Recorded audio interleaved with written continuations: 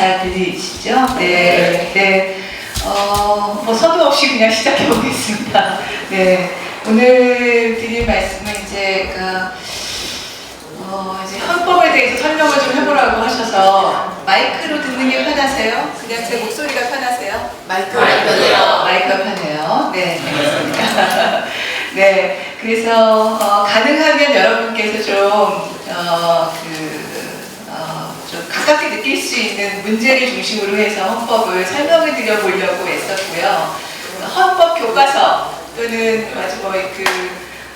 헌법 학자들께서 설명하는 거하고 조금 다릅니다. 그래서 혹시 헌법 교과서를 보신 분이 있다면 내가 배운 거랑 좀 다르네? 이렇게 느끼실 수도 있겠습니다. 자, 노동자의 눈으로 본 개헌. 시작은 민주노총이 뭔가 길을 열어서 비세혁명을 했고 정권 교체를 했고 이제 앞으로 또 사회대개혁과 개헌까지 또 계속 길을 여는 역할들을 우리 많은 국민들께서 기대하고 계실 것 같습니다. 그리고 민주노총이 그만큼 이렇게 조끼를 입으신 여러분들께서 뭔가 새로운 희망을 만들어줄 수 있는 집단을 이루고 있는 분들이다 라고 신뢰를 얻게 된 것이 아마 지난 6개월간의 과정에서 제일 큰 성과 중에 하나가 아닐까라고 저는 생각하고 있습니다. 그래서 재미있는 이야기 하나 가져와 봤고요. 네, 민주노총만 부르면 뭔가 민주노총이 오면 해결될 거야 라는 기대를 반영하고 있는 것 같습니다. 그런 신뢰인 것 같고요. 여기서 우리가 특히 이렇게 함께 노조 울타리 안으로 모인 분들뿐만 아니라 아직 노조는 내 가까이에 얼굴도 볼 수 없어 하는 분들이 매우 많고 노조를 한다는 거는 상상도 안 가라는 분들도 특히 젊은 층에는 굉장히 많기 때문에 그런 분들에게 노동조합이 어떻게 함께 가자고 할 수 있을까 이런 것이 저희 고민의 초점이기도 하고요. 여러분들에게도 그런 이야기 오늘 같이 나누고 싶습니다.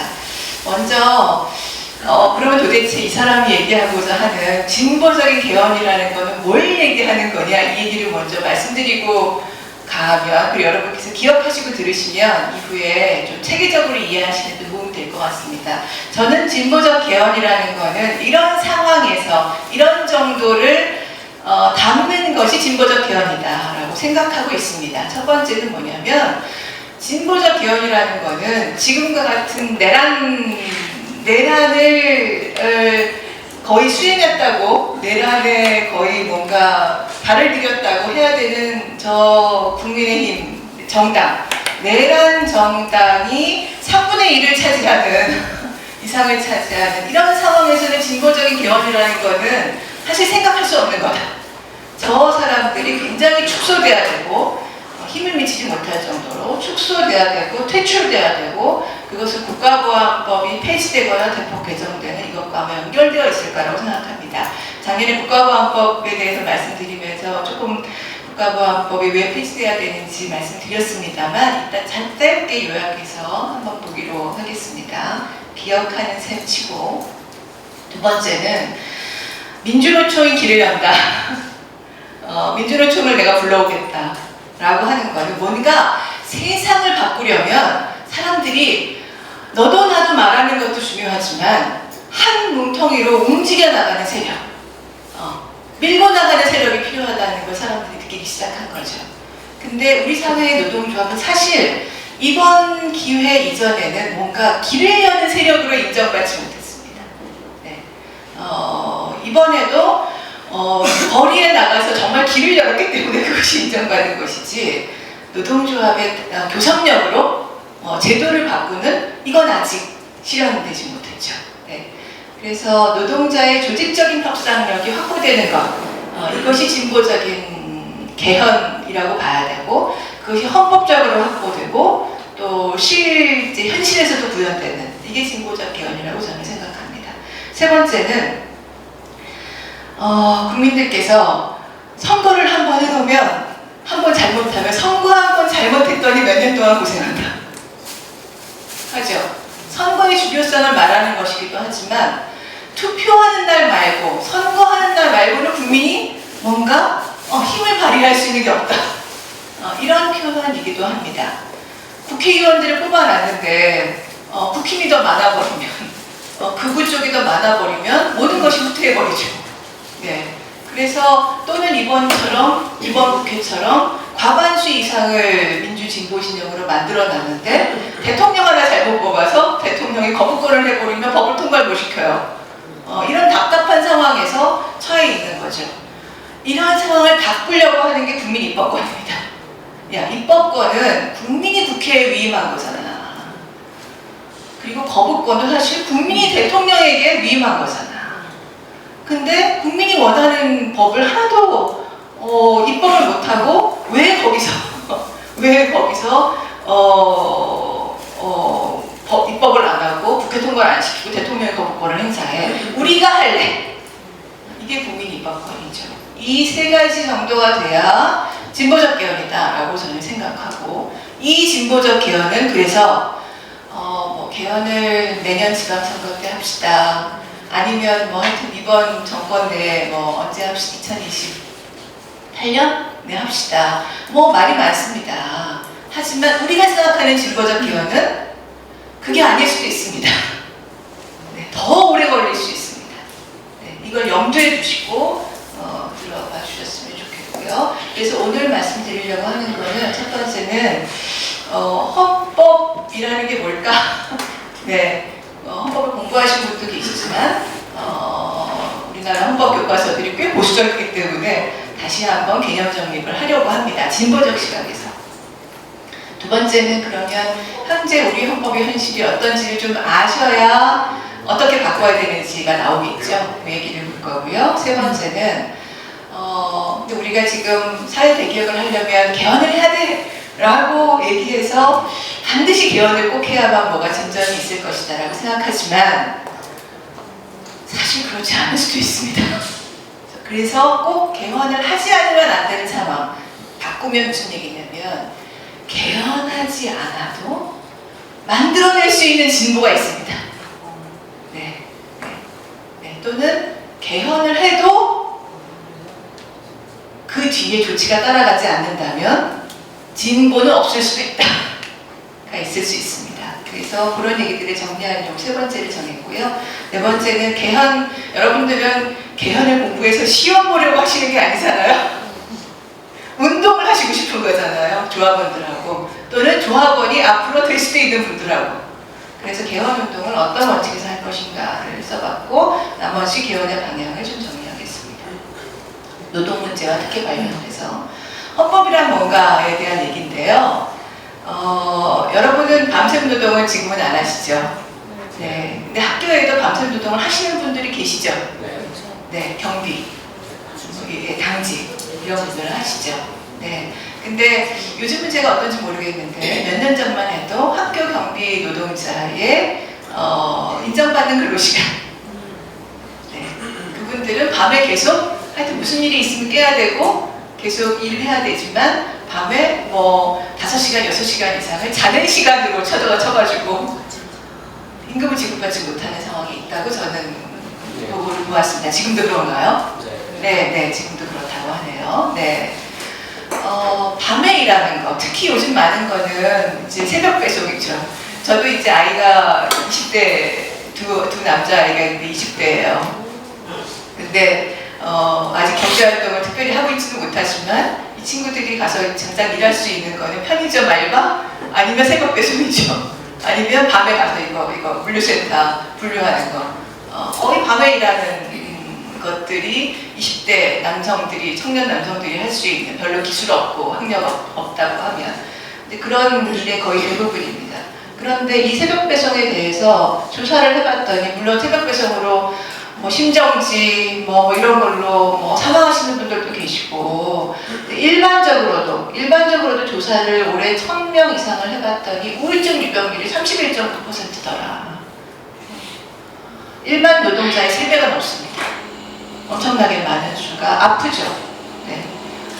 그런데 이렇게 밤에 일하시는, 새벽에 일하시는 분들에 대해서 우리나라 노동법에는 어떤 규제가 있나요? 규제가 없습니다. 우리나라 노동법은 밤에 일하면 뭘 해주죠? 야간수당. 네. 0.5를 더 줍니다. 네. 그리고 밤에 일하는 거 아무런 규제가 없습니다. 네.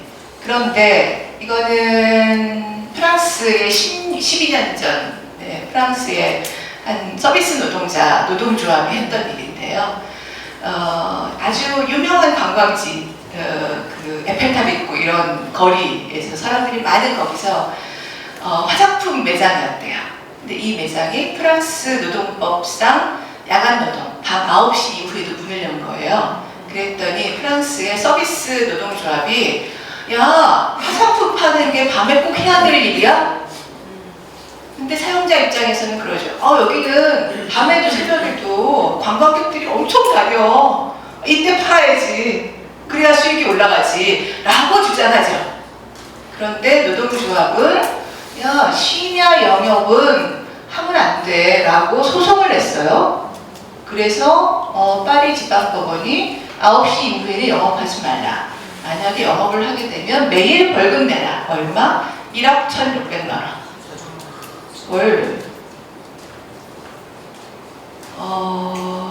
화장품 회사가 소송을 또 냈죠? 헌법 소송을 냈습니다. 영업의 자유를 침해한다. 그랬더니 프랑스 헌법재판소가 이런 노동법 규정과 프랑스 헌법을 들면서 아니다. 니네 문 닫아라. 밤에 일하지 노동자들 일시키지 마라. 돈 벌려고 잠 못 자게 하고 일시키지 마라. 라고 판결을 했어요. 뭐냐면 노동법에 일단 이렇게 되어 있는 거예요. 프랑스 노동법에 이거는 그 혹시 찾아보시고 싶으시면 세계 법령 정보라는 그 법제처에서 만든 홈페이지에 들어가시면 번역문이 다 실려 있습니다. 찾아보실 수 있습니다. 프랑스 노동법에 야간 근로는 예외적이다. 야간 근로는 어느 때만 할 수 있냐면 경제활동이나 공익적 사업의 연속성을 보장할 필요가 있을 때. 이건 어떤 거냐면 가령 우리나라의 뭡니까? 갑자기 생각이 안 나네. 저기 병원, 소방서, 그러니까 병원도 응급실, 소방서, 뭐 그 통신사, 뭐 이런 데처럼 공익적 활동, 경제활동 가령 자동차 회사에서 그 도료를 계속 저어줘야 돼. 안 그러면 굳어. 365일 저어줘야 돼. 관리하는 사람이 필요하겠죠? 네, 그건 필요하죠. 경제적 활동. 네, 그런 거 말고 그냥 돈 좀 벌어보겠다고 택배를 오늘 발송해서 음식물도 아닌데 책, 장난감, 뭐 가구 이런 거를 매일 배송해야 될 필요는 없잖아요. 네, 그런 거 돈 벌려고 밤에 노동시키지 마라. 네, 그래서 헌법 결정을 합니다. 이렇게 심야 노동, 영업을 금지한 노동법은 영업의 자유와 노동자의 건강, 휴식 보호 사이에서 균형을 맞춘 것이다. 위헌 아니다. 자, 그럼 헌법 규정이 있어야 되겠죠? 근거가 된 헌법 규정이 이겁니다. 국가는 모든 사람들에게 건강보호, 물질적 안전, 휴식과 여가를 보장한다. 휴식과 여가. 우리나라 헌법 조항이 휴식과 여가가 있을까요? 없습니다. 네. 글로 잘하는 단어가 있죠. 땀 흘리면서 열심히 일해라. 라고 되어 있지, 밤에는 자야 됩니다. 이게 없습니다. 네. 네. 프랑스 노동법에 그런데 저렇게 영업하지 말라만 있을까요? 규정이 많습니다. 매우 규정이 많습니다. 제가 좀 부러워서 가지고 온 겁니다. 네. 야간, 그러니까 긴급한 가정적 의무. 내가 밤에 갑자기 엄마가 아프셔. 돌봐야 돼. 요양보호사님이 오시지만 낮에만 오시고 밤에 가셔야 돼. 밤에 돌볼 사람이 필요해. 근데 나는 밤까지 일을 해야 돼. 양립이 불가능하죠. 네, 그럴 때는 나 주간으로 바꿔주세요. 라고 요청할 수 있다. 네. 네. 만약에 자기가 아파. 너무 밤에 일을 하다가 이제 낮에도 잠 못 자겠어. 불면이야. 너무너무 피곤해. 그러면 저 옮겨주세요. 주간으로. 얘기할 수 있습니다. 그런데 사용자는 너 반급부를 못하니까 너 해고라고 못한다. 이게 노동법 규정입니다. 매우 자세하게 되어 있죠. 네. 우리나라에서는 야간 노동을 하는 너 밤에 일하기로 했어. 이렇게 들어온 노동자가 밤에 저 아파서 일을 못하겠어요 라고 하면 사용자는 뭐라고 할까요? 네, 나가. 네, 이거죠. 아무런 보호가 없는 것이나 마찬가지입니다. 네, 사람이 살아가는 데 필수적인 안전, 휴식, 잠, 이건 돈으로 대체가 안 되는 거죠. 네, 그래서 이런 규제들이 필요한데 이 규제를 만들어낸 거는 헌법의 휴식과 여가입니다. 네, 그러니 우리가 개헌을 한다면, 네, 그리고 여러분과 같은 학교에서 일하시는 학교 경비 노동자가 제대로 그래도 언젠가는 한번 언젠가는 쉴 수도 있어야 되고 밤에 일을 하면 그만큼 월급을 제대로 받아야 되고 힘들면 주간직으로 바꿀 수도 있어야 되고 잘리지 않고 네, 그러려면 이 5글자가 꼭 헌법 개헌에 들어가야 네, 된다고 생각하시는 분? 맞습니다. 네, 네, 이렇게 30표로 획득하였습니다. 네, 우리는 개헌을 하려면 얼마를 획득해야 될까요? 5천, 지금 투표권자가 5천만이라고 잡으면 5천만인가요? 그 정도 잡으면 절반을 획득해야 되니까 2,500만 네, 늘 획득해야 됩니다. 네, 오늘 30명 됐으니까 네, 자, 우리나라의 헌법의 휴식권은 어떨까? 현실을 좀 보시죠. 네. 대한민국 헌법에는 딱 이거밖에 없습니다. 근로조건의 기준은 인간의 존엄성을 보장하도록 법률로 정한다. 밤에 자야 된다. 인간의 존엄에 들어갈까요? 들어가죠? 네, 들어갑니다. 하지만 이게 인간의 존엄에 들어간다는 확실한 판례는 아직 노동자들이 제기한 것으로는 없습니다. 네, 다만 약간 조금 다르게 대형마트 영업시간 제한에서 이 헌법소원은 대형마트 영업시간 제한하는 법률이 위헌이다. 유통산업발전법의 위헌이라는 주장은 대형마트가 됐죠. 네, 거기서 헌법재판소가 노동자의 건강권도 필요하다. 이렇게 한 적은 있지만 노동자들이 밤에 일해야 되는 노동자들이 밤에 저 일 못하겠어요 라고 해서 잘렸다고 이렇게 나를 보호해주지 않는 근로기준법이 위헌이라고 소송을 제기해서 이겨본 적은 한 번도 없습니다. 네, 그러니 아직 불안정한 상태다라고 봐야 될 것 같습니다. 그래서 헌법의 명문 규정에 만약에 아까 휴식과 여가가 들어간다면 노동자들이 이것의 휴식과 여가를 구체화시킬 수 있는 근로기준법을 조항을 만들어라. 야간노동 금지법을 만들어라. 라고 이야기할 수 있겠죠. 네, 이런 것이 헌법의 기능입니다. 헌법의 기능은 헌법의 조문들은 헌법의 글자들은 단 하나도 그냥 들어가는 것이 없습니다. 그냥 들어간 것이 없습니다. 근로조건의 기준은 인간의 존엄성이라고 돼 있죠. 네. 그 중에 노동하는 사람에 대해서 특별한 보호를 한다고 헌법이 써놓은 대상이 두 대상입니다. 특별한 보호. 하나는 여성. 그러니까 여성, 특히 임산부에 대해서는 특별히 안전을 보호해야 되겠죠. 또 하나의 대상은 청소년입니다. 네, 청소년에 대한 노동. 하지만 별로 법률들이 그렇게 자세하게 되어 있지 않은 것이 문제지요. 자, 헌법이라는 게 뭐냐. 근데 헌법에 써 있는 게 이렇게 중요하다. 헌법에 5글자가 써 있는 게 중요하다는 말씀을 드렸잖아요. 근데 헌법이 어떻게 이렇게 만들어지게 된 거냐면 이 세상 모든 헌법은 일부 영국 정도를 제외하고는 모든 헌법은 이른바 프랑스 혁명 이후의 시민혁명들 에서 만들어졌습니다. 이건 레미제라블에 나오는 시민혁명의 장면인데요. 이런 혁명의 과정에서 만들어진 게 헌법입니다. 이건 거꾸로 뭔 얘기냐면 혁명이라는 건 뭐예요? 세상을 뒤엎는 거죠. 네, 바꿉니다. 뭐에서부터? 예전에는 근대 시민혁명 이전에는 왕이 지배했어요.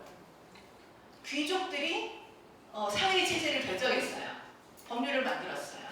그런데 근대 시민 18세기로 넘어오면서 유럽에서 그리고 미국에서 또는 남미에서 국민들이 왜 너희들만 이 체제를 만드냐고 항의하기 시작했죠.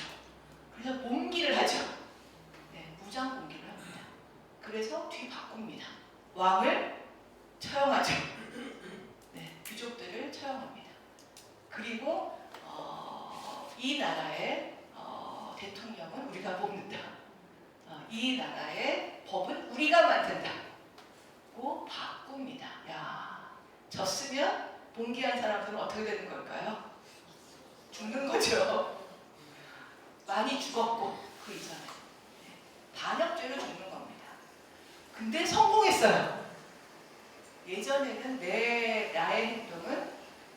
나의 행동은 법률 위반이었어요. 그죠? 그런데 이제 나의 혁명은 새로운 나라를 만든 정당한 행위예요. 그래서 이걸 합리화하고 정당화할 논리가 필요해집니다. 그래서 뭐라고 하냐면 나는 저항권을 행사한 것이다. 불의에 맞선 저항권을 행사한 것이다. 근데 세상이 이렇게 바뀌었는데 세상이 갑자기 또 다시 뒤로 돌아가면 큰일 나죠? 네, 큰일 나죠. 누구도 뒤돌아가지 못한다. 앞으로는 이렇게만 가라. 약속을 이제는 글로 써놓습니다. 그래서 이른바 글로 쓴 형법, 성문형법이 이때 만들어집니다. 그래서 많은 헌법 교과서들에서 설명하지 않지만 헌법은 언제 만들어진 것인지 어떻게 만들어진 것인지 설명하지 않지만 헌법은 피로 만든 겁니다. 혁명으로 만든 겁니다. 근대 시민혁명 이후에 만든 것이고 그래서 헌법은 과거로 돌아가지 않기 위해서 세 가지를 정합니다. 이 나라는 누구 거냐? 왕 거냐? 귀족 거냐? 아니다. 국민의 것이다. 라고 국민 주권을 정하고 그럼 이 나라는 뭐 할 거냐? 국민들한테서 세금을 빼앗아 가서 왕의 영토를 늘리기 위해서 전쟁을 할 거냐? 아니다. 이 나라가 할 거는 전쟁이 아니고 국민의 기본권을 지키는 것이다. 라고 국민의 기본권을 써놨습니다. 그리고 이전에는 왕이 모든 걸 다 했죠. 재판도 하고 입법도 했죠. 근데 그러지 말아라. 권력은 나눠라. 권력 분리. 이 세 가지를 문서로 성문헌법으로 써놓은 게 헌법입니다. 자, 정리할까요? 헌법은 피로 만든 것이다. 네, 이게 역사입니다. 헌법은 조금 더 순화하면 혁명으로 만든 것이다. 그래서 헌법은 성공한 혁명의 역사적 축적물입니다. 혁명을 성공했기 때문에 만든 겁니다. 그래서 이렇게 씁니다. 프랑스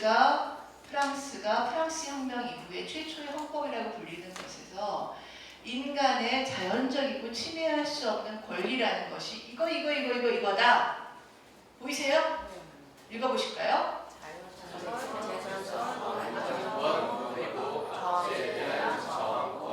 네, 이렇게 저항권이 마지막에 들어가 있지만 제일 중요합니다.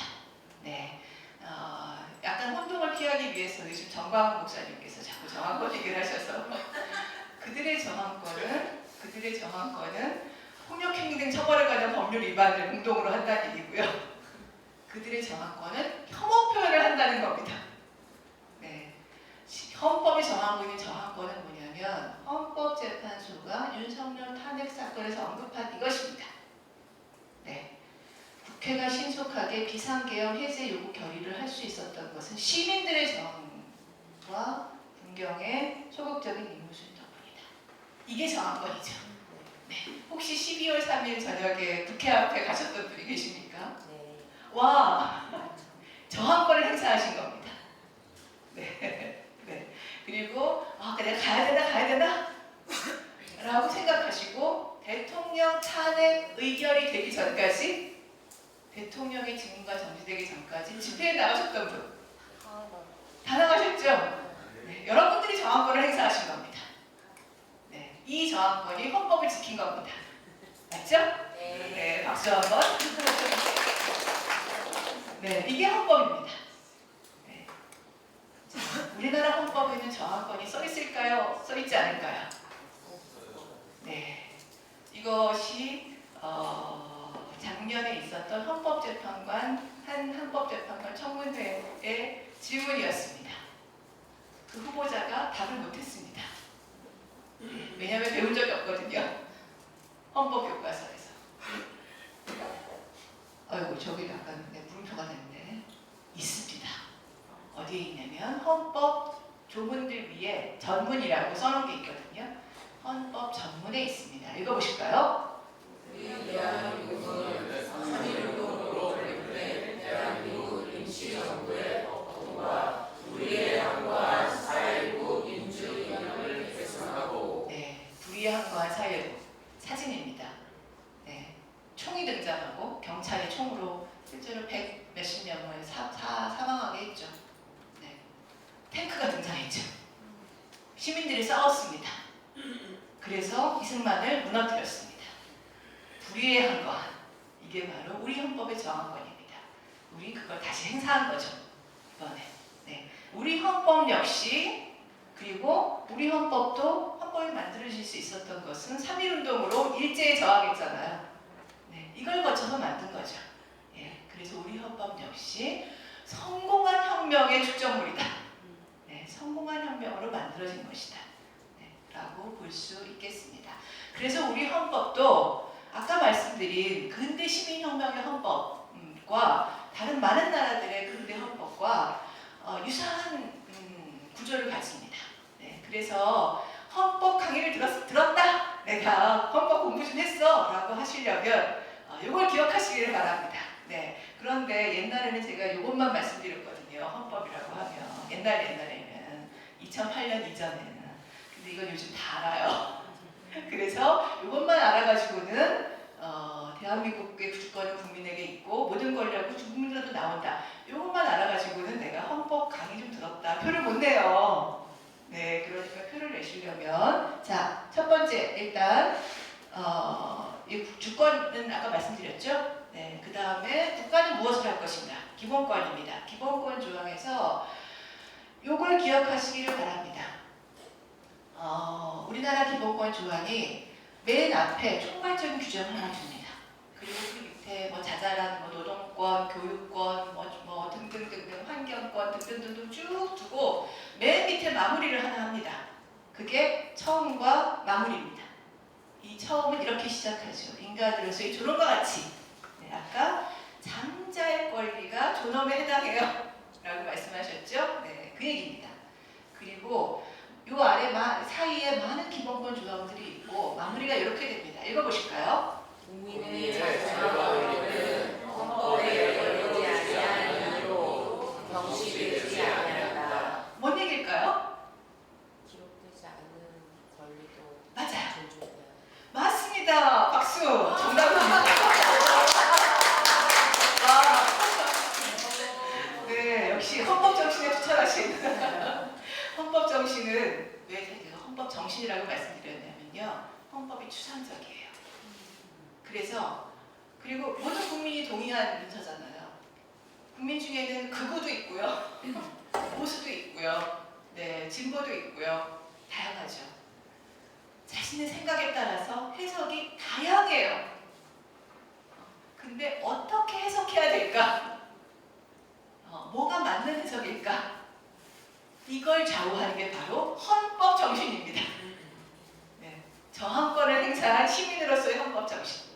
네, 이걸 가지고 헌법을 보시기를 바랍니다.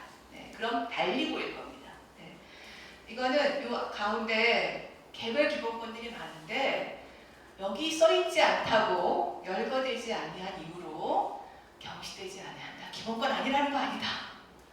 여기 안 써있어도 세상은 자꾸 바뀌잖아. 이거 87년에 만들었어요. 벌써 38년 전이에요. 네, 세상이 얼마나 많이 바뀌었어요.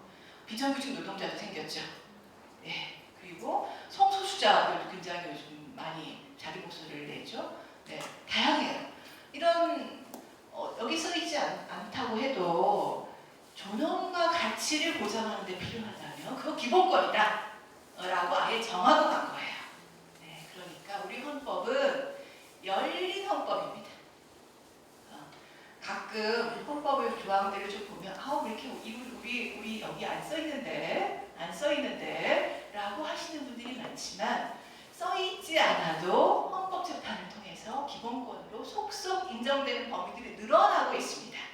네, 그러니까 이 얘기는 하나 더 나가면 여러분들이 개헌운동이라고 하실 때 기본권과 관련된 건 사실 헌법을 꼭 고치지 않아도 개헌이 되기 전에도 얼마든지 늘려나갈 수 있는 가능성이 있다. 이걸 전제로 해주시고 절대 개헌하지 않으면 안 되는 것만 이후에 알려드릴게요. 네, 그렇게 기억하시면 되겠습니다. 그리고 권력 구조가 있습니다. 국가의 체계가 있죠. 권력 구조에서도 헌법의 순서는 이렇습니다. 헌법을 읽어보신 분은 아직 없으시죠? 네, 근데 언젠가 한번 읽어보시게 될 수도 있어요. 읽는 방법이 있습니다. 읽는 방법. 제일 중요한 것부터 나온다. 중요한 순서대로 나온다. 헌법은 앞에 전문이 있고 주권이 있고 기본권이 있고 체계가 있어요. 전문이 중요하겠죠? 저항권이 중요하죠? 네. 그리고 권력 구조는 제일 덜 중요해요. 제일 덜 중요해요. 그거보다 기본권이 더 중요해요. 정당들은 흔히 큰 정당들은 권력 구조 가지고 개헌하자 얘기를 해요. 그거 가지고 싸워요. 하지만 그건 헌법의 전체적인 필터에서 보면 작은 문제예요. 기본권이 더 중요해요. 네. 자, 근데 권력 구조 가운데서도 우리는 흔히 대통령이 제일 중요하다고 생각해요. 대통령 선거에 제일 관심이 많으니까. 하지만 권력 구조 가운데서도 잘 기억하시면 헌법은 중요한 것부터 나온다. 네, 그러면 국회가 앞에 나와요. 그 뒤에 대통령, 그 뒤에 법원입니다. 국회는 국민들이 직접 뽑고, 네, 국회는 또 뭘 해요? 법을 만들어요. 헌법을 실현시키려면 헌법은 추상적이기 때문에 그걸로는 실행하기 좀 어려워요. 법률을 만들어야 실행이 돼요. 그래서 법을 만드는 국회가 제일 권력 구조 중에서 제일 중요하다는 겁니다. 네. 자, 헌법은 이렇다. 여기까지. 네. 흡수되십니까? 네. 37조 1항 기억하세요? 네. 열거되지 아니한 이유로 경시되지 아니한다. 네. 37조 1항. 네. 자, 넘어가겠습니다. 그런데 이제 한국 헌법의 현실은 어떠냐를 짧게 보고 잠깐 쉴게요. 네. 한국 헌법의 현실은 어떠냐. 윤석열 씨가 이런 일을 했습니다. 이 비상개혁을 했는데 비상개혁 전에 뭐가 있었냐면 반국가 세력이 뭐를 한다. 반국가 세력, 중국 반국가 세력을 척결하겠다고 했죠. 네. 정말 저는 이걸 보고 이게 텔방에 올라왔길래 술 마시고 장난하나? 라고 생각했는데 실제였죠. 내란 범행으로 종북공격을 되풀이한다고 봤습니다. 그리고는 이게 극우 세력이 법원까지도 공격했고 헌법재판소도 빨갱이다 공격하는 지경에 이 사람 변호사입니다. 네, 변호사가 이러면 큰일 나죠. 네, 의뢰인을 배반하는 행위입니다. 이러면 못 이기기 때문에. 네, 그런데 이런 사람까지 법률을 의뢰인을 이기게 해야 되는 사람, 의뢰인의 이익을 위해서 일해야 되는 사람까지 종북 껍데기가 이 콩깍지가 씌우면 못 벗어나는 겁니다. 종북 색안경에 한번 씌워주면 못 벗어납니다. 종북 색안경을 끼고는 헌법을 볼 수가 없습니다. 색깔로 색안경을 끼고는 헌법을 실현시킬 수가 없습니다. 그러니 윤석열이 내란을 한 거죠. 만약에 어디 이제 강의 갔더니 그러시더라고요. 현재의 뭐 개헌 관련된 제도가 헌법 규정들이 개헌 윤석열과 같은 내랑 윤석열 개헌과 같은 사태를 막는데 적절했다고 보느냐, 바꿀 점이 없느냐라고 물어보셔서 저는 어떻게 답을 했냐면 그래도 이번에는 작동을 했습니다. 그런데 저는 정말 걱정되는 게 만약에 윤석열이 부정선거 이런 걸 내세워서 계엄을 한 게 아니라 휴전선에서 북과 충돌이 있었다. 북이 공격을 했다. 그래서 우리도 자위적 차원에서 다시 원점 타격을 했다. 라고 해서 충돌이 일어났다는 이유로 계엄을 했다면 과연 국회가 계엄 해제를 의결할 수 있었을까? 거기에 거기서 내부의 국내 혼란을 막기 위해서 이른바 종북 빨갱이 세력이라고 이른바 간첩단 사건이 관계되어 있는 민주노총 누구 민주노총의 어느 이 사람들을 잡아가라고 했다면 계엄 해제가 됐을까? 네. 우리나라 헌법이 제가 성공한 혁명이라고 말씀드렸지만 그 혁명은 매우 위태로운 상태에서 불완전하게 성공했습니다. 왜 위태로우냐면 빨갱이 색안경, 종북 색안경 이 씌워져 있거든요. 헌법 위에 국가보안법이 있습니다. 네, 그 얘기를 드리려고 하는 겁니다. 네, 짧게 해야 되니까 지나가 보고 이건 나중에 설명드리고요. 노동조합, 이것도 말씀드려야 되겠네요. 민주노총 부위원장님이 그때 이거 어디냐? 한남동 관저 앞에서 2박 3일, 3박 4일인가요? 농성투쟁을 하실 때 이런 발언을 하신 게 저는 매우 인상적이었어요. 민주노총이 세 보이지만 되게 배제됐었다 그동안. 뭘로 배제됐냐? 박근혜 탄핵 때는 시민들이 부담스러워한다고 깃발 들고 나오지 말라고, 조끼 입고 나오지 말라고 그랬고, 그리고 때만 쓰는 폭력적이고 빨갱이 공격을 받는 그런 집단으로 몰렸었다는 거죠. 그게 얼마 안 됐습니다. 그죠? 2016년, 2017년이니까요. 이번에는 다행히 너도 나도 깃발을 들고 나왔습니다. 네. 그리고 그래서 민주노총과 함께 껴안았죠, 시민들이. 그것이 이번 혁명이 앞으로 성공하게 되는 가장 중요한 토대를 닦은 거라고 저는 생각하는데요. 이 노조 혐오요. 이 노조 혐오가 어디에서 생긴 것이냐? 괜히 생기지 않습니다. 네. 한국 현대사 경험에서 노조하면 죽는다. 노조하면 일자리 잃는다. 이게 유전되어 온 겁니다. 80년, 해방 80년이죠. 80년 동안 유전되어 온 겁니다. 유전자가 됐습니다. 이 사례를 말씀드린 적이 있을 수도 있는데,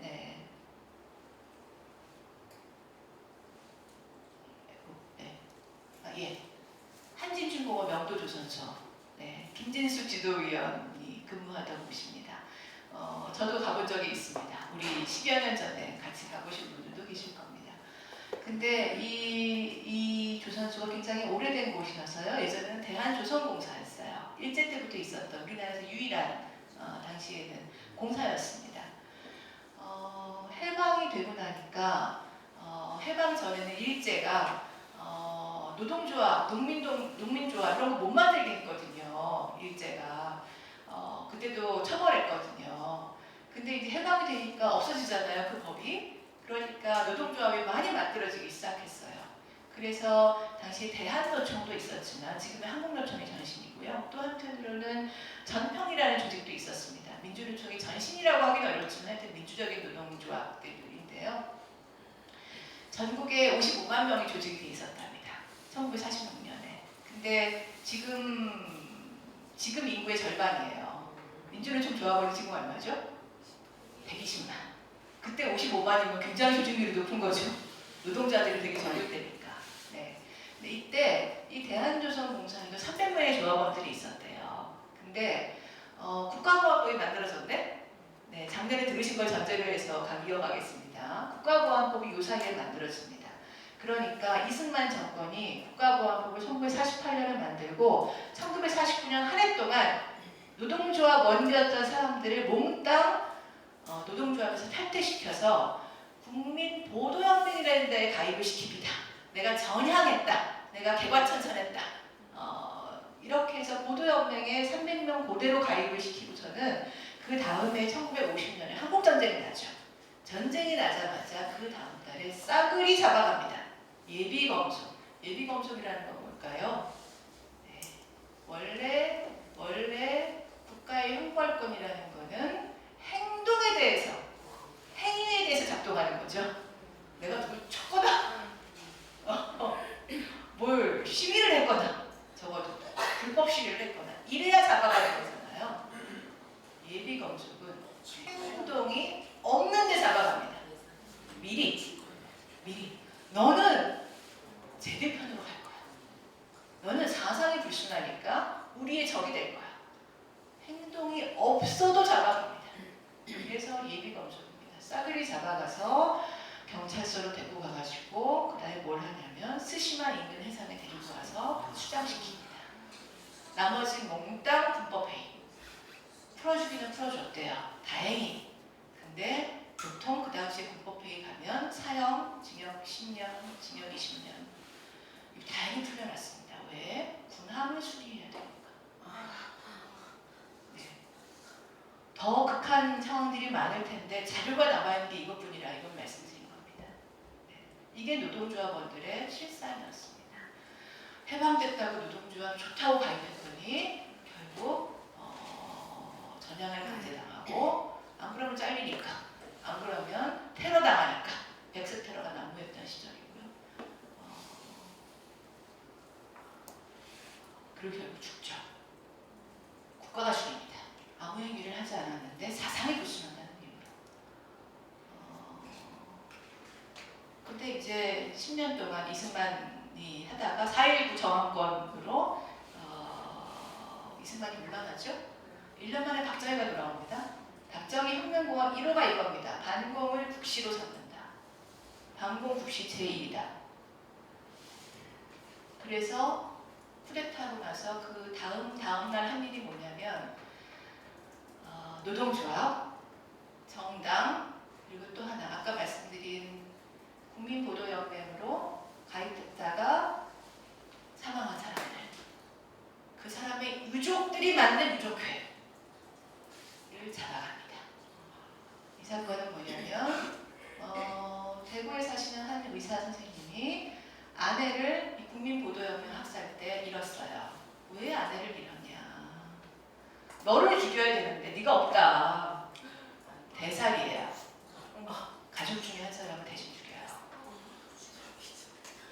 제주에서는 어마어마하게 많았죠. 가족 중에 한 사람이 아니라 가족들을 다 죽이는 경우들이 어마어마하게 많았습니다. 그래서 사망했습니다. 10년 동안 아무 말을 못했어요. 왜냐하면 말하면 잡혀가니까. 4.19가 되니까 비로소 울기 시작해요. 유족회를 만듭니다. 비석도 세우고 뭔가 이제 그래도 넋이라도 들여보겠다고. 쿠데타고 나니까 다음 날 잡혀갑니다. 유족회 활동을 이유로. 명분은 뭐냐면 북한의 활동을 찬양고무 동조했다. 찬양고무 많이 들어봤죠? 국가보안법 7조 찬양고무와 똑같은 이야기입니다. 법률의 명칭만 다를 뿐. 사형 선고 받습니다. 10년 복역했다가 풀려났는데 2010년에 재심을 해서 무죄를 선고받습니다. 이 재심 무죄 선고받은 법적 복도입니다. 이 사진의 남성은 돌아가신 이분의 아드님. 이분은 돌아가셨고 아들이 재심 청구를 해서 무죄를 받은 거예요. 근데 공책을 하나 들고 있죠. 그 교도소에서 그 공책에 펜이 없으니까 밥풀로 이렇게 썼대요. 나는 13년 전 죽은 무덤 없는 아내와의 애정 때문에 살려주게 된다. 현실입니다. 박정희가 한 일입니다. 박정희는 이걸 하기 위해서 어떤 법률을 만들었냐면 국가보안법하고 비슷하지만 이름만 다릅니다. 특수범죄 처벌특별법이라고. 정당사회단체, 찬양고무, 유족회, 노동조합, 진보당, 조봉암 당시에 이걸로 잡혀갑니다. 근데 보이실지 모르겠는데요. 1961년에 제정돼요. 6월 달에. 그 아래 시행일이 보이세요? 1957년. 2년 6개월을 소급 적용합니다. 그런 법률은 듣도 보도 못했죠? 위헌이죠? 네, 소급 적용합니다. 박정희가 이걸 합니다. 이걸 이어서 반공법을 만들고 이 반공법이 국가보안법이 됩니다. 지금의 국가보안법으로 흡수됩니다. 네, 7조 사냥법. 박정희가 이걸 하면서 또 뭘 했냐? 저건 만든 거고요. 없앨 게 있습니다. 자, 이런 심각한 반공체제. 헌법 위에 반공법과 국가보안법을 올려놓는 반공체제를 어떻게 해서 만드냐면 재헌헌법 전문에 보면 이렇게 되어 있었습니다. 자, 아까 헌법에서 제가 제일 중요한 건 앞에 있다? 네. 헌법의 조항보다 더 중요한 건 그러니까 전문이다. 훌륭하십니다. 전문에 이렇게 되어 있었습니다. 민주주의 재제도를 수립한다. 재제도. 민주주의에는 여러 제도가 있을 수 있다. 네, 그게 자본주의 제도도 있을 수 있고, 사회주의 제도도 있을 수 있고, 또는 미국에서 말하는 민주사회주의가 또 있을 수도 있고, 네, 또는 자유민주주의도 있을 수 있죠. 하지만 그 제도를 모두 포괄하는 민주주의 제도를 만들겠다. 라고 열어놓은 것입니다. 그런데 박정희가 유신헌법 때 이걸 어떻게 바꾸냐면 자유민주적 기본질서로 바꿉니다. 윤석열 전 대통령께서 제일 많이 한 얘기가 자유죠. 자유민주적 기본질서. 그래서 종북 빨갱이를 때려잡아야 된다고 한 거죠. 네. 네. 자, 이 자유민주적 기본질서라는 거는 애시당초 헌법이 만들어질 때 처음부터 있었던 것이 아닙니다. 박정희 반공 쿠데타의 말하자면 후퇴의 표시죠. 그러면 박정희가 물러갔어. 군부독재가 끝났어. 그러면 뒤집었어야 되죠. 마땅히 뒤집혔어야 되죠. 그런데 없어지지 않습니다. 87년 헌법에서도 그대로 살아남습니다. 그대로 살아남아서 아직까지 있습니다. 그러니까 우리나라 헌법은 아직도 박정희의 유물에서 제대로 벗어나지 못했다. 그 박정희 유물은 뭐냐? 바로 국가보안법입니다. 그래서 진보적 개헌이라고 하려면 적어도 이건 벗어나야 된다. 네, 국가보안법이 없어지고 민주주의 제도를 찾아야 진보적 개헌이라고 할 수 있겠다. 네, 하는 겁니다. 이제 개헌을 하자고 얘기를 많이 하잖아요. 네, 개헌하지 않으면 안 되는 사항들이 있어요. 이거 설명드릴 건데 이거 말고 다른 것들은 개헌을 안 해도 할 수 있다. 아까 우리 헌법이 열린 헌법이라고 했잖아요. 네, 그래서 할 수 있다. 그러니까 개헌이 이루어지기 전에는 개헌이 이루어지는지 아닌지와 상관없이 우리가 할 바를 진보를 계속 만들어내면 된다. 할 수 있다. 네, 이걸 전제로 해놓고 꼭 기억해야 되는 거는 앞에 맨 위에 전문하고 1조 4조에 있는 거는 박정희가 유신헌법 때 갖고 자유민주적 기본질서에서 자유를 떼는 거. 네, 그게 하나가 필요하고, 그리고 29조는 군에 갔다가 다치는 아이들 있잖아요. 군에 갔다가 사망하는 경우에 또는 근데 이런 분들이 그 보상을 정해진 것만 받을 수 있을 뿐이지 일정한 액수 이상은 못 받습니다. 근데 일반적으로는 사람들은 이제 배상법은 그 사람의 직업이라든가 그 사람의 가족관계라든가 이런 거에 따라서 배상 액수가 달라지거든요. 늘어나기로 합니다. 네, 근데 군내에서 사망을 하면 사고로 공무집행 중에 사망을 하면 배상액이 보상이 굉장히 작아요.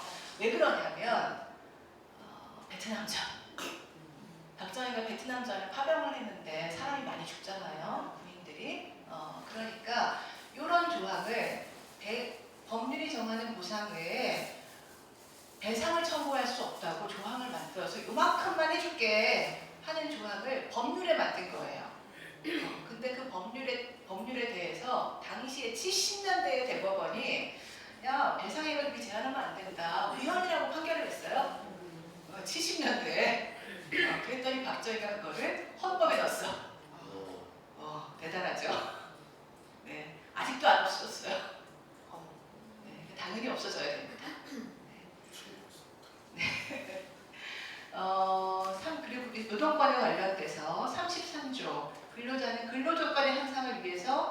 노동사건 같습니다.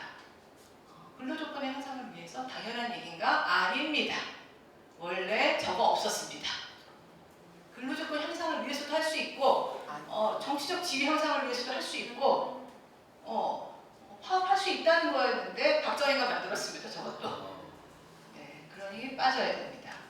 그리고 공무원인 근로자는 법률이 정하는 자에 한해서 단체행동권 가진다. 선생님들이 학비 노동자를 부러워하시죠? 그런 점에서 이것도 박정희가 만들었습니다. 네, 빼야 됩니다. 바꿔야 됩니다.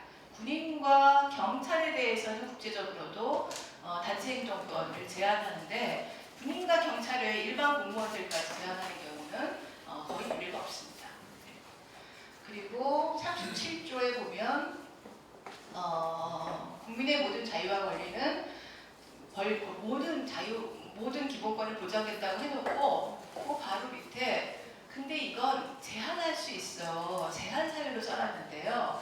국가안전보장, 질서유지, 공공복리예요. 근데 이 국가안전보장도 언제 들어갔냐면 박정희 네, 국제인권규약에는 국가안전보장 없습니다.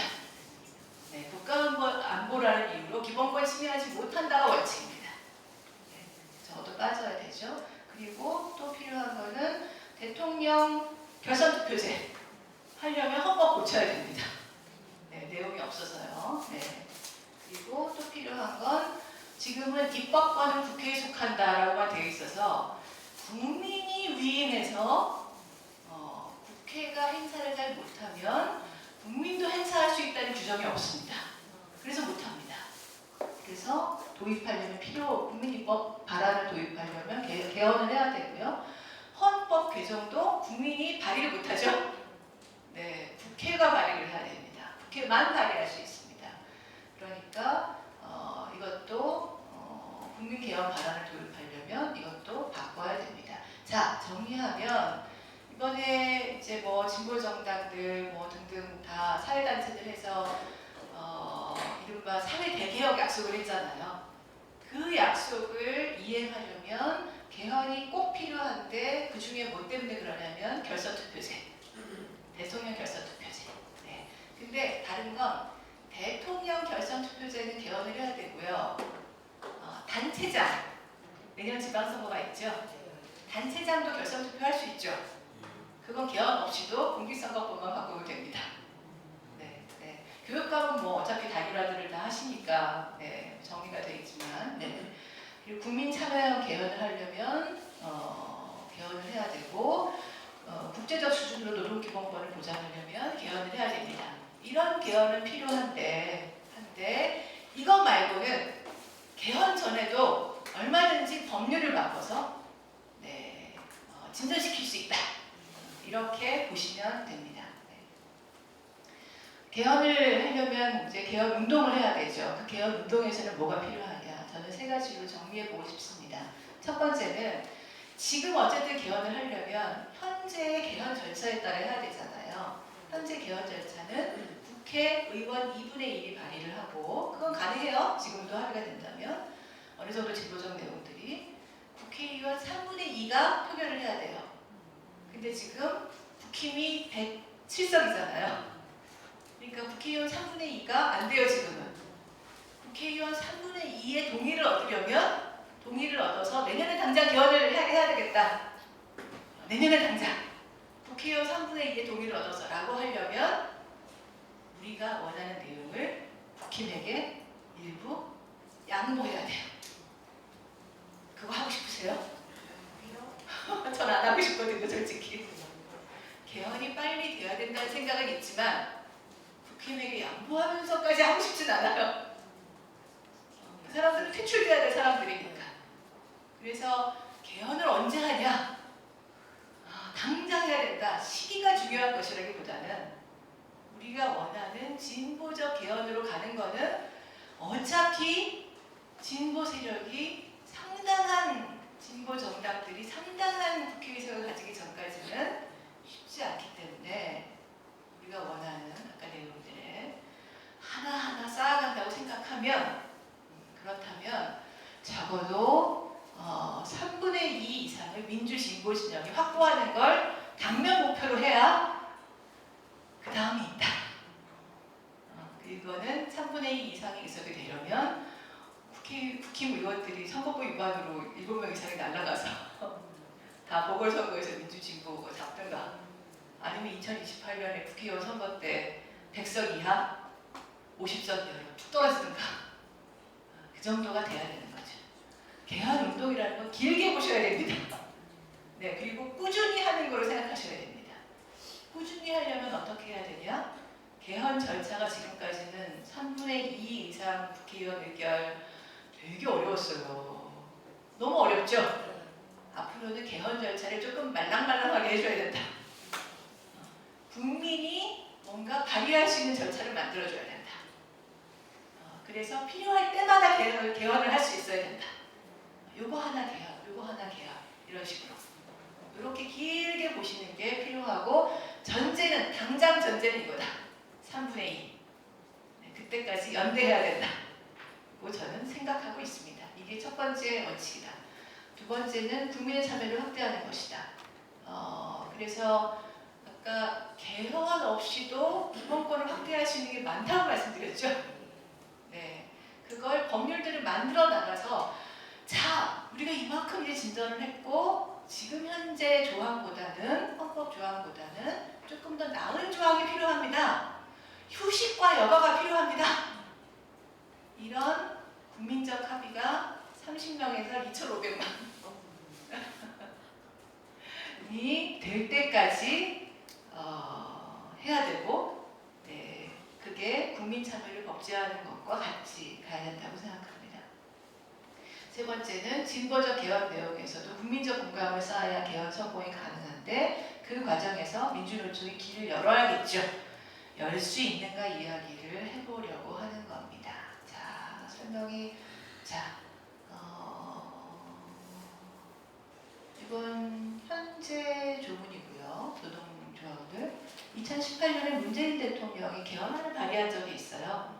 논의가 안 되고 날아가긴 했지만 그 개헌안에 이게 있었습니다. 동일 가치노동, 동일 수준 임금. 이 내용이 있었습니다. 네. 노사 대등 결정 원칙도 있고요. 이거는 시간이 남으면 뒤에 조금 더 붙이고, 오늘은 이 얘기를 좀 해볼게요. 동일 가치노동, 동일 임금. 민주노총이 제기했던 당시에 핵심 과제에도 동일가치노동 동일임금이 있었습니다. 넣어야 된다. 경영차관법도 있었고 이규정법도 있는데 시간이 남으면 얘기할게요. 네. 자, 그런데 이거죠. 여러분, 동일가치노동 동일임금 문재인 대통령 개헌안에도 나왔고 민주노총 개헌 요구안에도 있었어요. 여러분도 동의하세요? 네, 꼭 필요하다. 네, 네, 자, 꼭 필요해요. 그런데 동일가치노동 동일임금 원칙이 현재 법률에도 일부 있어요. 일부 있어요. 어디 있냐면 이 두 법률에 있습니다. 두 법률. 남녀고용평등법, 기간제보호법에 어떻게 들어가 있냐면, 남녀고용평등법에는 동일한 사업내, 같은 한 회사 안에 있어야 된다. 그래야 서로 비교해서 동일가치노동, 동일임금 이렇게 할 수 있으니까 라는 논리죠. 그렇게 들어가 있고요. 근데 동일가치노동의 기준은 뭐냐? 기술, 노력, 책임, 작업 조건 이렇게 정해져 있어요. 그래서 동일가치노동인지를 판단하게 되어 있어요. 기간제법에는 어떻게 되어 있냐면 거기도 사업 또는 사업장 안에서 가능하다. 차별적 처우의 금지라고 들어가 있습니다. 이렇게 되어 있는데, 자, 문제가 뭘까요? 동일사업. 요즘 자동차 공장에서 흔히 많이 얘기했던 그 자동차 공장에서 오른쪽 바퀴는 정규직이 끼우고 왼쪽 바퀴는 비정규직이 끼운다. 실제로 그랬거든요. 요즘 없습니다. 그렇게 하지 않습니다. 네, 왜냐하면 동일한 직무, 동일한 기술, 노력, 책임, 자격 조건이 동일하다고 판단이 됐기 때문에 바뀌는 다 정규직. 네, 바퀴는 다 정규직, 포장은 비정규직, 네, 비닐 떼고 비닐 붙이고 이런 거 비정규직. 네, 그래서 제가 자동차 공장에 가서 이렇게 현장에서 그 라인 돌면서 인사하고 다닐 때 보면 정규직 조합원 조합 간부들이 여기 여사님들이요 하고 소개합니다. 여사님들 조합원이 아니죠. 네, 하청 여사님들. 네. 자, 근데 이렇게 범위로 돼 있으면 다 좋은 걸까? 그렇지 않습니다. 외국하고 비교해 보면 선명하게 보입니다. 독일은 이렇게 합니다. 독일 가치 노동 어떻게 평가하냐? 원칙 자체는 국제적 기준이고요. 어떻게 평가하냐? 비교 대상이 사업장 내에 없는 경우를 생각합니다. 네, 비교 대상이 사업장 내에 없는 경우가 많습니다. 왜냐? 이거 피해가기 위해서. 네. 그래서 사업장 내에 없으면 산업 부분에 관행을 해서 니들이 독일 가치인지 봐라. 그렇죠. 프랑스는 어떻게 하냐면 하나 더 나갑니다. 기간제 근로자가 임금차별이라고 하려고 임금차별인지 아닌지 보려면 정규직 근로자가 여기서 일했으면 그 돈 주겠냐? 그 돈 받고 일했겠냐? 봅니다. 그러니까 우리나라의 현재 동일가치로도 동일임금은 한 사업장 내에서 같은 일 하고 있는지 다 따져볼 거야? 이렇게 가죠. 네. 유럽에서는 어느 정도로 뭐냐면 남자라면 그 돈 받고 일했겠어? 정규직이라면 그 돈 주고 네가 채용 공고 냈겠어?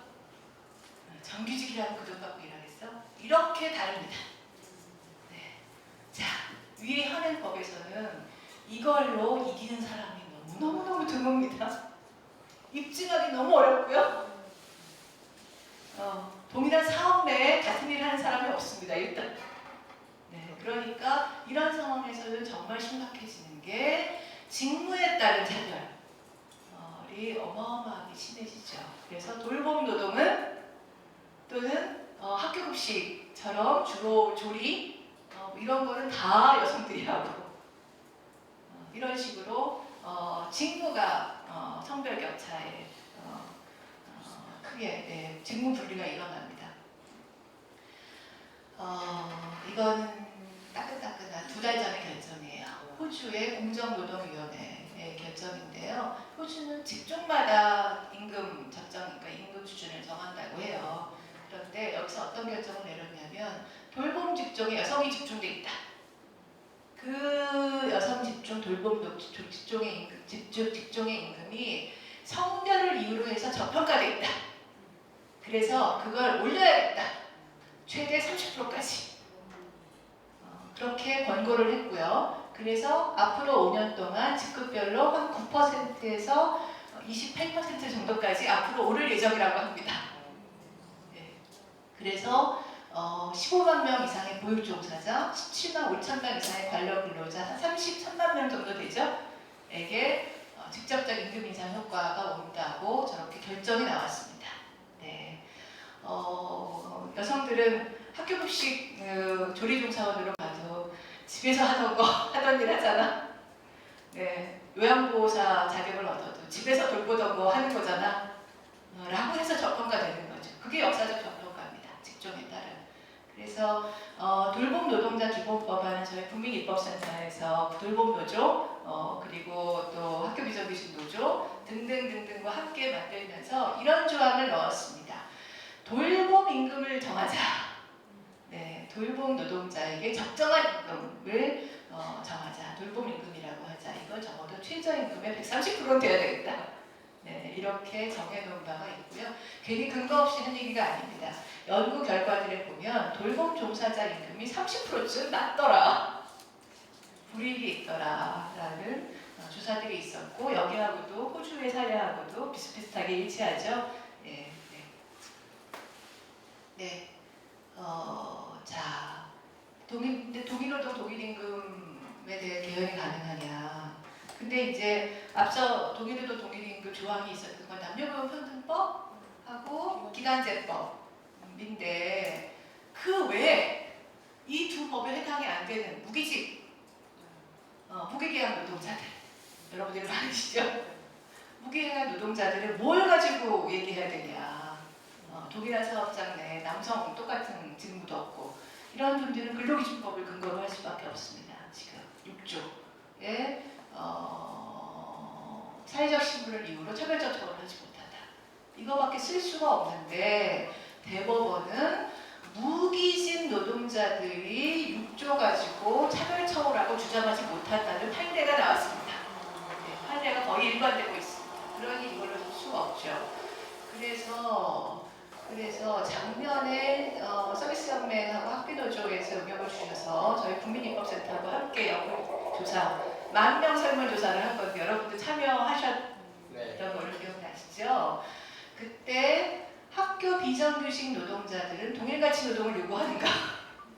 네, 조사 결과를 당시 보고서에 들어있지 않았지만 약간 조금 더 분석을 해서 넣어봤습니다. 아이고, 보시기 좀 불편할지 모르겠네요. 같은 교육청 내에 같은 일 하는 사람이 있냐? 저게 동일 사업이죠? 네.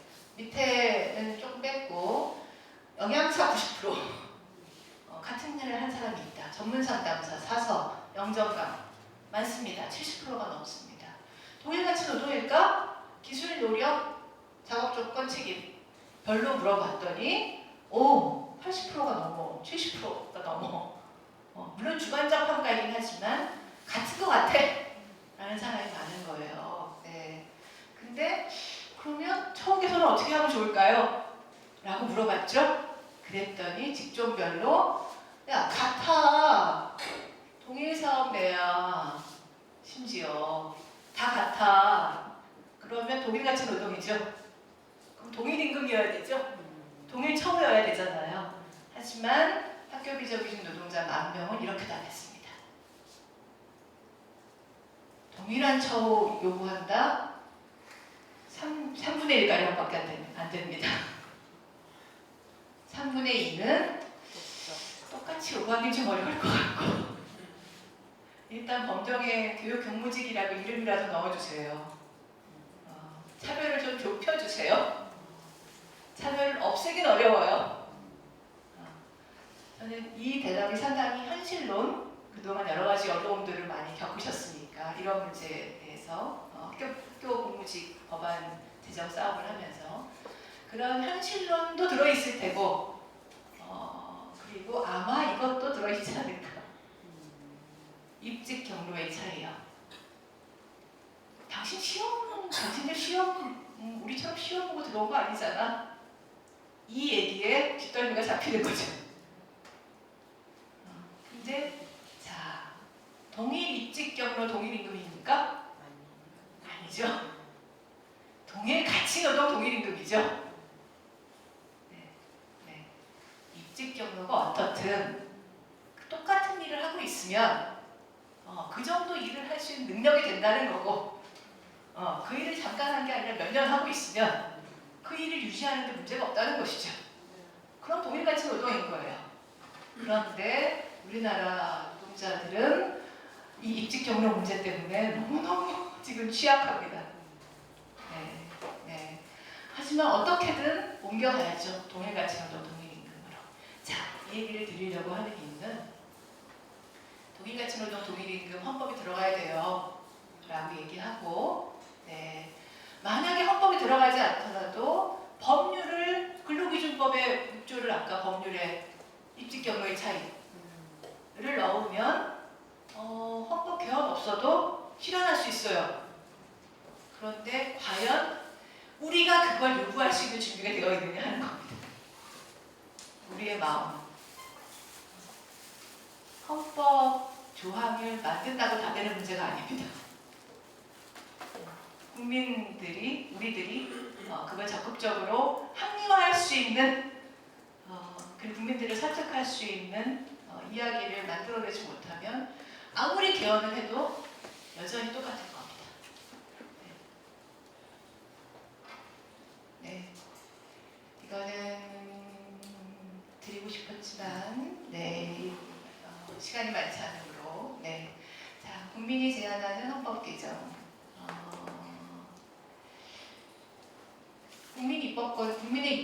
국회 입법권은 국민이 맡긴 거니까요. 국민이 행사할 수도 있어야 된다. 이런 취지의 이야기고요. 다른 나라들에서는 그래서 개헌 투표 굉장히 많이 합니다. 국민이 말하자면 조례는 국민이 발의를 하잖아요. 조례는 국민이 발의를 하잖아요. 우리나라에서는 그것도 주민투표를 못하죠, 아직. 그냥 의회에서 통과시켜야 되죠. 근데 그 국민 발안제를 도입한 다른 나라들에서는 어떻게 하냐면 국민 발안을 많이 해요. 그래가지고 1년에 3번 날짜 정해놓고 투표해요. 그래서 한 번 투표할 때 각각의 발안에 대해서 O, X, 찬성, 반대 투표하는데 그게 뭐 10개, 뭐 12개 이렇게 된대요. 한 번에 투표하는 안건들이. 그러니까 우리나라 투표 제도는, 선거 제도는 사람만 뽑을 뿐이지 정책을 결정하지 않아요. 네, 다른 나라들에서는 정책을 결정하는 거예요. 그래서 굉장히 진보적인 의제들이 많이 국민투표에 올라오고 통과되는 것들도 꽤 있고 진보적인 이야기들이 통과되지 않더라도 상당히 많은 수의 지지를 얻기도 합니다. 이런 다양한 이야기들이 있고요. 네. 그리고 그 독일 베를린 시에서는 이런 것도 합니다. 민간 주택 회사를 사회화해라. 임대료를 통제하고 집단적으로 그 운영할 수 있게 민주주의적으로 세입자들과 시민들이 민주주의적으로 운영할 수 있도록 하라. 이런 것들을 넣어서 실제로 이게 통과가 됐어요. 그래가지고 베를린시가 저 법안을 만들어줘야 되는 의무가 생겼어요.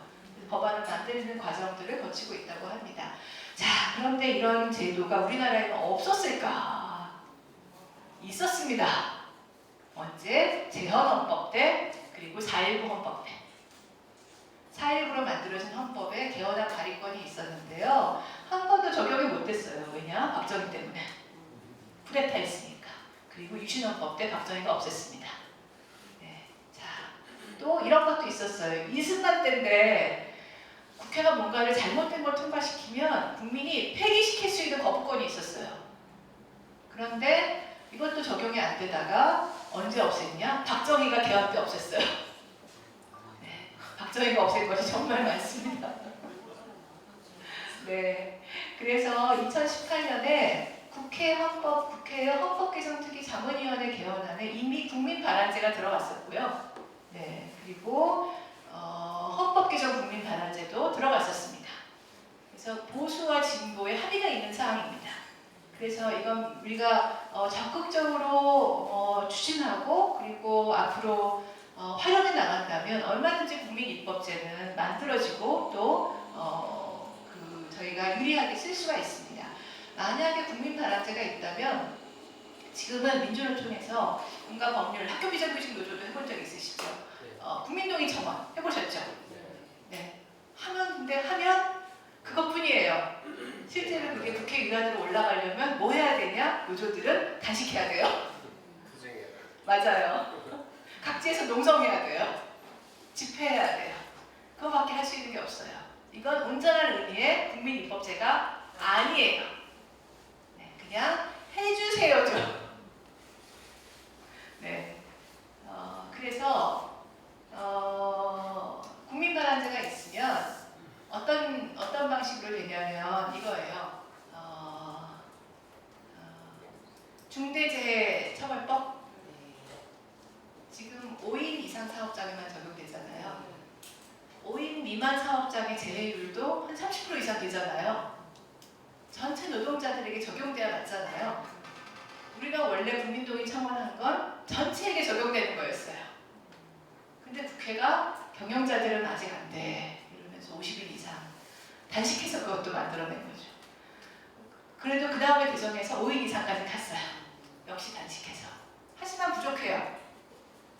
국민 발안제가 있었으면 어떻게 할 수 있었냐면 국회가 5인 이상으로 했어. 그러면 우리는 어떻게 할 수 있냐면 야, 안 돼 그거 가지고 국민투표 합시다. 어때요? 5인 이상 입법과 전체 적용하자는 국민 발안 이걸 두고 국민들한테 투표지에 OX 쓰세요 라고 국민투표가 벌어지면 여러분 우리가 원하는 안을 찬성 만들어내실 수 있겠어요? 가능할까요? 네. 일단 신나게 해볼 수 있겠죠? 네. 네. 그리고 만약에 안 되면 또 하면 돼요. 네, 그래서 결국은 될 거예요. 그죠? 근데 그게 국회에서 해주세요, 해주세요 하는 것보다 빠를 거예요. 네, 그리고 또 하나는 좋은 게 뭐냐면, 여기 나서는데 만약에 대통령이 이렇게 바뀌었으니 다행인데 윤석열 때였다 봐요. 그러면 국회가 아무리 의결을 해도 대통령이 계속 거부해. 아무것도 안 돼. 만약에 국민 반환제가 있으면 국민이 발의해서 국민투표로 넘기면 대통령이 거부권을 행사할 수 없어요. 국민이 결정했는데 대통령 거부권은 똑같이 국민으로부터 뽑힌 국회가 결정했는데 국민으로부터 뽑힌 대통령이 거부한다 이거거든요. 그러니까 국민이 국민투표를 결정하면 누구도 거부할 수가 없어요. 이런 것이 교착 상태, 국회와 대통령의 교착 상태를 해소하는데 굉장히 좋은 해결책이 됩니다. 그래서 국민 반환제가 꼭 필요하다는 겁니다. 그래서 저는 이렇게 생각합니다. 제가 그래서 국민입법센터를 하고 있고요. 헌법의 단 한 조항만 바꿀 수 있다면 국민 반환제만 도입하면 모든 걸 다 바꿀 수 있다. 그거 해서 또 개헌하고 또 개헌하면 되니까. 네. 그래서 여러분들이 원하는 법률들을, 원하는 헌법안들을 만들어내는 토대를 만들어낼 수 있는 방법이 될 수 있는 거죠.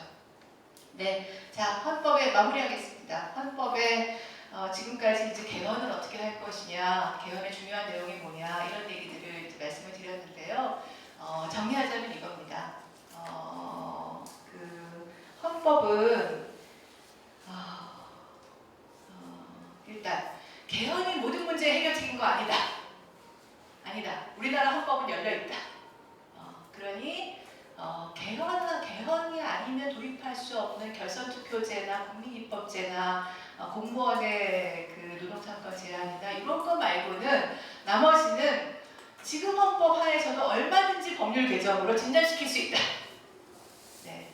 그리고 지금 헌법, 그리고 우리가 헌법을 개헌하고자 한다면, 동일노동 동일임금 원칙 헌법에 넣고자 한다면 우리 조합원들의 생각부터 자신감 있게 그리고 논리적으로 국민들을 설득할 수 있게 만들어내는 토대가 필요하다. 그렇지 않으면 동일노동 동일임금 원칙이 아무리 헌법에 들어가도 우리는 그대로일 거다. 결국 우리가 길을 여는 방법은 우리가 이미 개헌하고자 하는 내용들은 나와 있기 때문에 그런 노동권의 내용들을 조합원들 사이에서 국민들에게 공감 시키는 것이다. 네. 자, 헌법의 특별한 보장인데요.